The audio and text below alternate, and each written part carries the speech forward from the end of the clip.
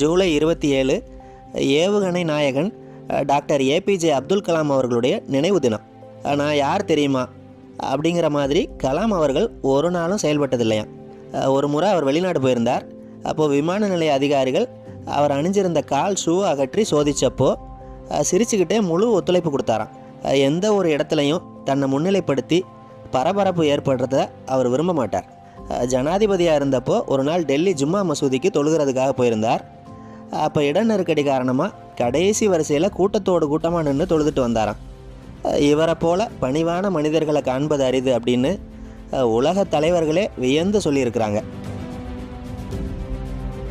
ஜனாதிபதி பதவி வகித்தப்போ அந்த மாத சம்பளத்தை வாங்கி அதில் ஒரு பகுதியை தன் குடும்பத்துக்கு அனுப்புகிறத கலாம் அவர்கள் வழக்கத்தில் வச்சுருந்தார். 1950களில் திருச்சி ஜோசப் கல்லூரியில் படித்தப்போ அசைவம் சாப்பிட்டா அதிகம் செலவாகுதுன்னு அசைவம் சாப்பிட்றதையே நிறுத்திட்டார். பின்னாடி அதுவே நிரந்தரமாகி போனது. கலாம் அவர்களுடைய நீண்ட நாள் காலை உணவு ஒரே ஒரு ஆப்பம், ஒரு டம்ளர் பால். இப்படி இந்திய ஜனாதிபதிகளில் மிக எளிமையாக இருந்தவர் டாக்டர் ஏபிஜே அப்துல் கலாம்.